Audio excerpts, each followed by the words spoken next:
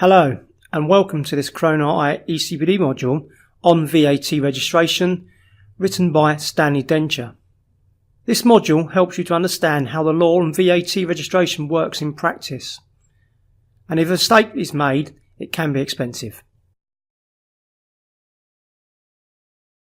The first way in which a person may be required to be VAT registered is if the past taxable supplies exceed the threshold as explained in the slide. Taxable supplies include not only standard rated and reduced rated supplies, but also zero rated supplies. It excludes supplies that are exempt from VAT. The figure for the past year is based on a rolling calculation as explained in the slide.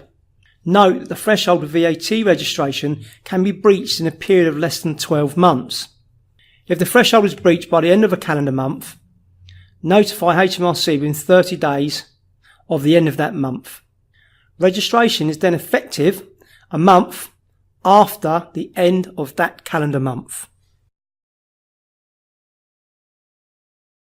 Many unregistered persons should promptly check the value of their taxable supplies up to the end of each calendar month. Otherwise, they may be late in notifying HMRC of the liability to be registered. Unless there is a reasonable excuse for being late, HMRC may assess a penalty. A person may exceed the registration threshold, but be accepted from registration if he can satisfy HMRC that the value of his taxable supplies over the year starting from when he would be liable to be registered will not exceed £83,000. For example, it's £2,000 below the registration threshold.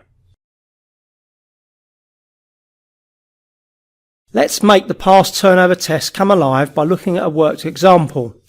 Please take some time to read the facts that are stated in the slide. In the continuation of this worked example, you can see that the partners breached the past turnover threshold at the end of May 2018. They must notify HMRC within 30 days, i.e. by the 30th of June, and registration applies from the 1st of July 2018. The second way a person may be forced to register is if at any time there are reasonable grounds for believing that the value of his taxable supplies, which were made in the 30 days then beginning, will exceed £85,000.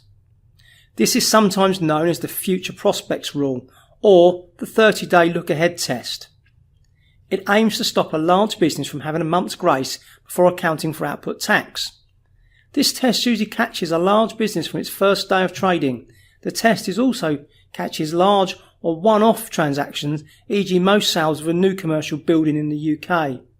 The effective date of registration is immediate because otherwise there is no scope to avoid VAT on large transactions by unregistered persons.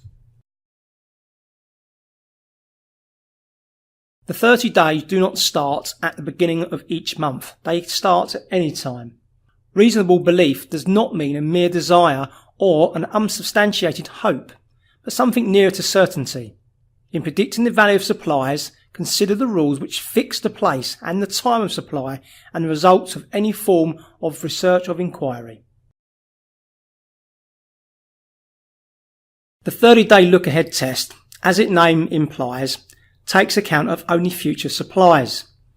If a person is liable to be registered under this test, he cannot be accepted from registration. Thus, a person who arranges a one-off event which makes him liable for registration where the turnover exceeds the specified limit cannot be accepted from registration because his anticipated future turnover for the 12 months after the event will be under the limit. Let's make the future prospects rule come alive by looking at another worked example. Again, please take some time to read through the worked example. All the facts are stated in the slide.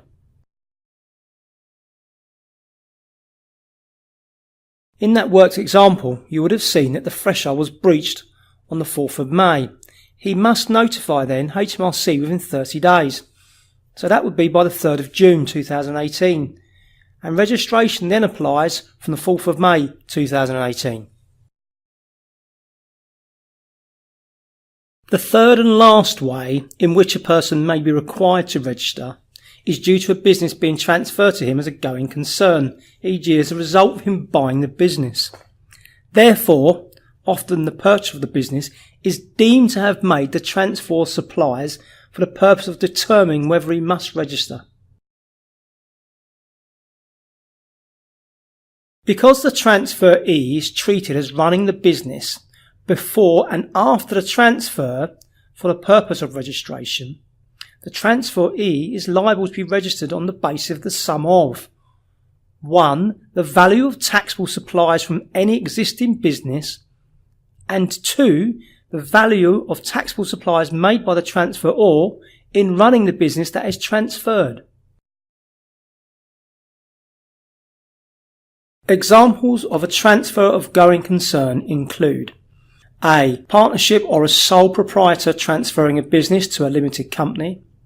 A company is disincorporated or becomes dormant while a sole proprietor or a partnership takes over the business and a person sells a business to a third party.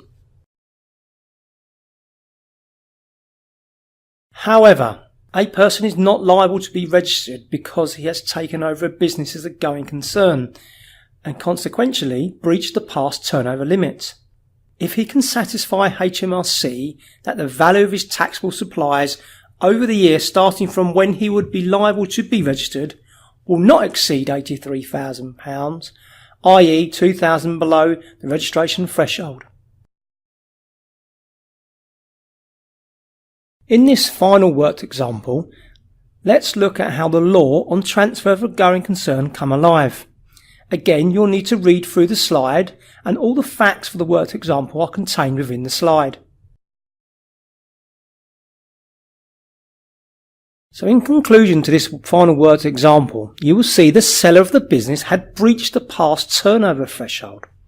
So the new owners of the business are liable to be registered from the time of the transfer of the business. The key things to remember from this module are: unregistered persons should usually check the value of their taxable supplies at the end of each calendar month. The 30 days in the look ahead test do not start at the beginning of each month, they can start at any time. And on buying a business, the purchaser may immediately be liable to register for VAT. I trust you have found this module on compulsory registration for VAT informative. Please exit this activity and click Launch Quiz to complete the quiz. Once you've completed the quiz, you'll be able to print out your personal certificate. The module's homepage also contains a link to the notes that accompany this module and to further resources available to you from Croner-I, including commentary, the law, and HMRC publications. Goodbye and thank you for using Croner-I eCPD.